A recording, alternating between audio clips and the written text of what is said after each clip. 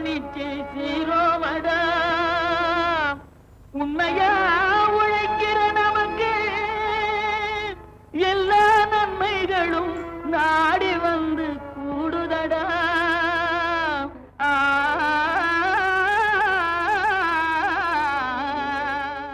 மாத்தியோசிச்சேங்க பகுதியில் பப்பாளி சாகுபடி செய்து அதனில் வெற்றி கண்டார் எஸ் சாம்ராஜ்.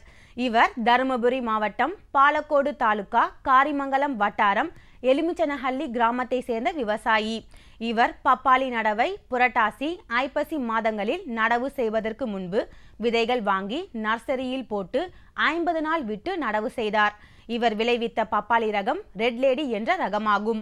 3 ஏக்கரில் 6க்கு 7 என்ற அளவில் பயிர் செய்து அதிக மகசூலை பெற்ற இவர் தன் அனுபவங்களை நம்மிடம் பகிர்ந்து கொண்டபோது, இது வந்து இந்த பப்பாளி வந்து நாங்கள் வந்து புரட்டாசி ஐப்பசி மாதம் வந்து நடுறதுக்கு அதுக்கு முன்னே வந்து இந்த சீட்லிங்கை வந்து வாங்கி நர்சரியில் வந்து போட்டு 50 நாளில் விட்டு நடவு பண்ணோம் சார். நாங்கள் இது ரெட் லேடி, இந்த ரகத்தின் படி வந்து பப்பாளி வந்து ரெட் லேடி. இது இந்த 50 நாள் கழித்து நாங்கள் வந்து நர்சரியிலேருந்து எடுத்து பிளான்டிங் வந்து நாங்கள் பார் போட்டு 6க்கு 7 அந்த மெஷர்மெண்ட்டில் நாங்கள் வந்து பயிர் பண்ணியிருக்கோம். 3 ஏக்கர் பயிர் பண்ணியிருக்கிறோம். இது வந்து ஏக்கருக்கு வந்து 6 to 7ன்னு சொல்கிறதுனால கன்ஃபியூஷன் வேண்டாம். இது வந்து 6 to 7 இந்த நாம்ஸ் வந்து பார்த்திங்கன்னா உங்களுக்கு 6க்கு 6 அப்படின்னா 1200 செடி வரும் சார். இது வந்து அது வந்து வாழையெல்லாம் பயிரிடுவோம் நம்ம. 6க்கு 6 தான் இது வந்து ப்ரொசீஜர். 6க்கு 6ன்னா 1200 ஏக்கருக்கு. இது வந்து சாதாரணமாக இதை செய்யலாம் சார். இது நாங்கள் பண்ணியிருக்கிறது வந்து 6க்கு 7 பண்ணியிருக்கோம். ஏன்னா ட்ரிப்பு போட்டிருக்கிறோம். நாங்கள் ட்ரிப்பு வந்து கவர்மெண்ட் நாம்ஸ் பிரகாரம் நாங்கள் 4 அடிக்குன்னு சொல்லுவாங்க. அதில் வந்து நாங்கள் 3 அடிக்கு நாங்களே வந்து அதில் ஒரு 1/2 அடி குறைச்சி 3 அடிக்கு வச்சு 6க்கு 7 பண்ணியிருக்கோம். நாங்கள் 1000 செடி வச்சுருக்கோம் ஏக்கருக்கு. அது வந்து 1000 1080 நாங்கள் வச்சுட்டு நாங்கள் ஃபாலோ பண்ணிட்டுருக்கோம். பட் இது வந்து பார்த்திங்கன்னா இதில் இன்னொரு என்ன டெக்னாலஜி அப்படின்னா, இந்த ஸ்ப்ரேயரில் வந்து நார்மலாக இப்போ இந்த உடம்புல மாட்டிக்கிட்டு 10 லிட்டரு 15 லிட்டரு போட்டு அரைக்கிறது எல்லான்றதெல்லாம் வந்து இது நடைமுறைக்கு ஒத்து வராது சார். இது ஏன்னா சாதாரண வெஜிடபிள் கிராஃப்ட்டுக்கெல்லாம் ஓகே, அது வந்து ஒத்துக்கலாம். அது ஏதோ ஒரு 10 டேங்க் 5 டேங்க் அடிக்கிறதுக்கு பெஸ்ட்டு. பட் இப்போ இது பொறுத்த வரலையும் இது வந்து நிறையா நமக்கு வாட்டர் தேவைப்படுது. இப்போ ஒரு ஏக்கருக்கு பார்த்தீங்கன்னா குறைஞ்சபட்சம் உங்களுக்கு 200 லிட்டரு 300 லிட்டர் தண்ணி தேவைப்படும்.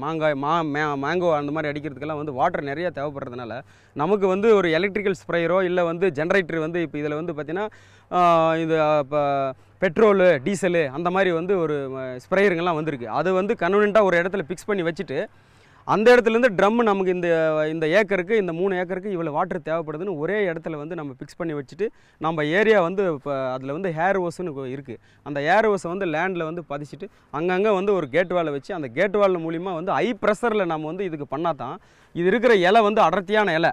அதில் இதை நிறைய பேர் இந்த பப்பாயை வந்து லாஸ் பண்ணிக்கிறதுக்கு காரணம் அதுதான். அடர்த்தியான இலையில் வந்து நீங்கள் சாதாரண ஸ்ப்ரேயரில் யூஸ் பண்ணால் அது முடியாது. அதனால் எலக்ட்ரிக்கல் ஸ்ப்ரேயரில் பண்ணும்போது இலை அடியில் வந்து நாங்கள் நல்லா படுது, நல்லா மேலேயும் படுது. அதனால் வந்து கொஞ்சம் நோய் கண்ட்ரோல் பண்ணுறதுக்கு நமக்கு ரொம்ப வாய்ப்பு அதிகமாக இருக்குது சார். இதில் நடவு நடுறதுலேருந்து 8வது மாதம் எங்களுக்கு வந்து ஹார்வெஸ்டிங் ஸ்டார்ட் ஆகும். சாம்பிள் வந்து ஒரு 1.5 மாதத்துக்கு பிறகு நல்ல வந்து ரம்ஜானுக்கு அந்த மாதம் வரும்போது எங்களுக்கு வந்து நாங்கள் அந்த அறுவடைக்கு வந்து ஃபுல்லாக வந்து ஹார்வெஸ்டிங்க்கு நாங்கள் ரெடி பண்ணி வச்சுக்குவோம். இது வந்து மார்க்கெட்டிங் வந்து பார்த்திங்கன்னாக்கா நாங்கள் மெயினாக வந்து மெட்ராஸு பெங்களூரு இந்த மாதிரி மெயினாக நாங்கள் செஞ்சிட்ருக்கோம். தோட்டத்திலே வந்து அக்ரிமெண்ட்டு பிரகாரமும் வந்து பண்ணுவாங்க. இது வந்து இந்த நடவை நட்டதுலேருந்து மற்ற வெள்ளாமுக்கும் இதுக்கும் பார்த்திங்கன்னாக்கா ஓரளவுக்கு வந்து இந்த களை வந்து சின்ன பயிர்லேருந்து தான் களை கொஞ்சம் அதிகம் வரும். மற்ற நேரத்தில் அந்த அடர்த்தி ஆச்சுனாக்கா களை பிரச்சனை வர்றதில்ல.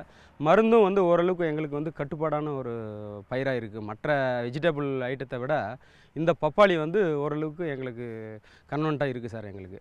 அதில் இன்னொன்று பார்த்திங்கன்னா இது வந்து நட்டுட்டா ஒரு 3 வருஷம் எங்களுக்கு வந்து இது இப்போ நடவு நட்டு 8 மாதத்தில் வந்து ஹார்வெஸ்டிங் ஸ்டார்ட் ஆகும். ஒரு 2 வருஷம் 2.5 வருஷம் 3 வருஷம் கூட நாங்கள் வந்து உயரம் போவோம். அதுக்கு தகுந்த மாதிரி நாங்கள் வந்து எங்களுக்கு கட்டுப்படியாதோ அது வரையிலும் நாங்கள் வச்சுக்குவோம் சார். நாங்கள் இதில் இன்னொரு ஸ்பெஷல் என்ன பண்ணுவோம்னாக்கா, நாங்கள் இந்த எருவு எடுத்துகிட்டு வந்து டைரெக்டாக வந்து நிலத்தில் நாங்கள் கொடுக்குறதில்ல சார்.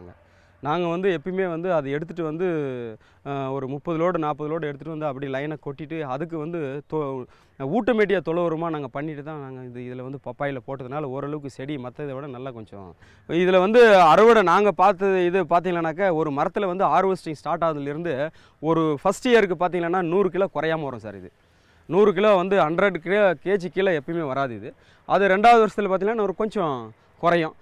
அதுதான் சார் மார்க்கெட்டிங்கில் இது ஈல்டு வந்து நல்லா ரெட் லேடி வந்து ஈல்டு பக்கா இருக்குது.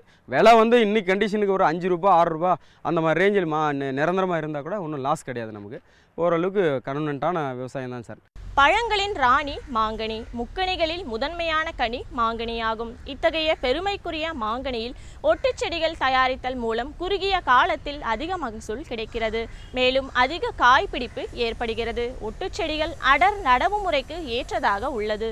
இன்றைய நிகழ்ச்சியில் மாவில் ஒட்டுச்செடி தயாரித்தல் குறித்து கிருஷ்ணகிரி மாவட்டம் பையூர் மண்டல ஆராய்ச்சி நிலையத்தின் தோட்டக்கலை துறையின் உதவி பேராசிரியை முனைவர் எஸ் ஸ்ரீவித்யா அவர்கள் விளக்கமளிக்கிறார்.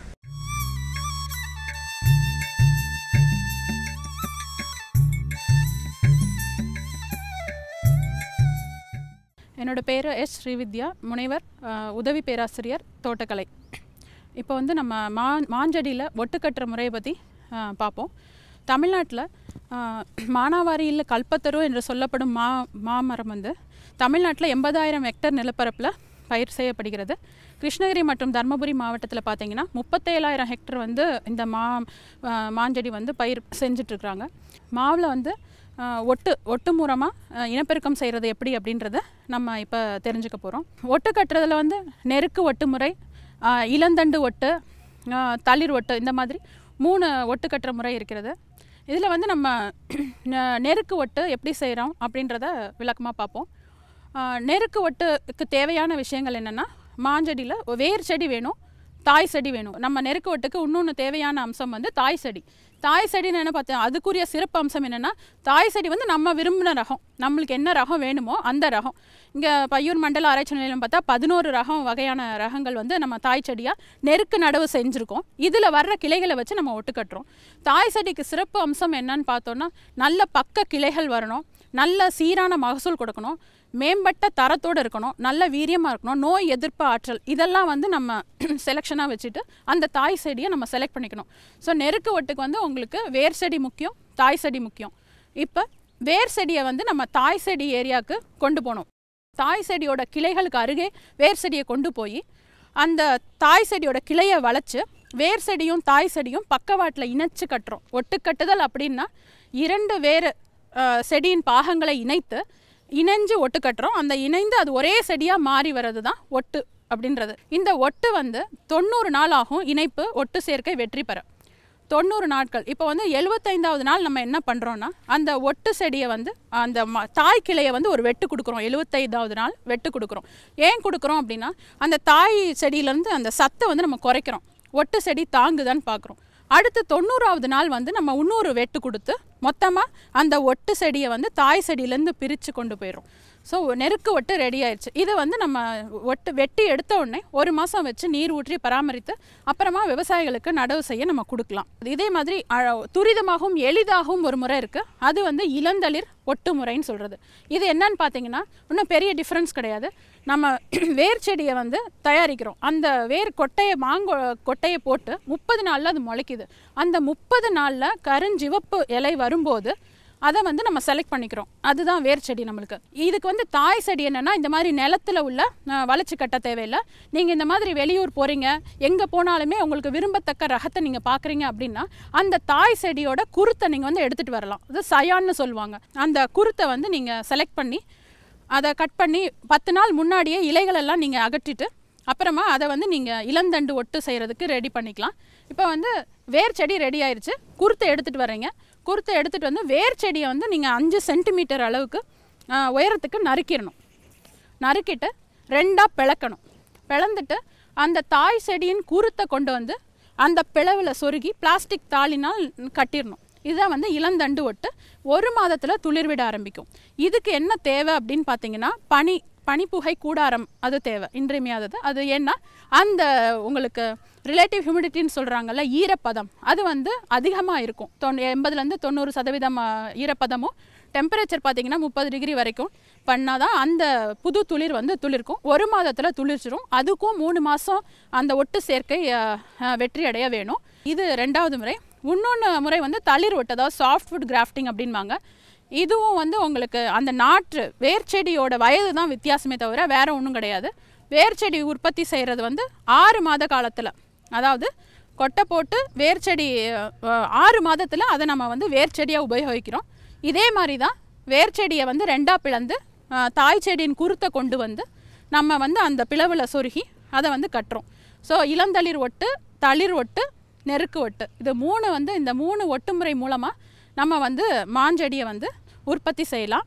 நேயர்களே, இன்றைய நிகழ்ச்சியில் பப்பாளி சாகுபடி குறித்தும் மாவில் ஒட்டுச்செடி தயாரித்தல் குறித்தும் பார்த்திருப்பீங்க. நிகழ்ச்சியில் இடம்பெற்ற அத்தனை பகுதிகளும் உங்களுக்கு மிகவும் பயனுள்ளதாக அமைந்திருக்கும் என்று நம்புகிறோம். உங்களது கருத்துக்களும் ஆலோசனைகளும் வரவேற்கப்படுகின்றன. எங்களது மின்னஞ்சல் முகவரி ddagri05chennai@gmail.com. மீண்டும் நாளைய பொன் விளையும் பூமி நிகழ்ச்சியில் சந்திப்போம். நன்றி, வணக்கம்.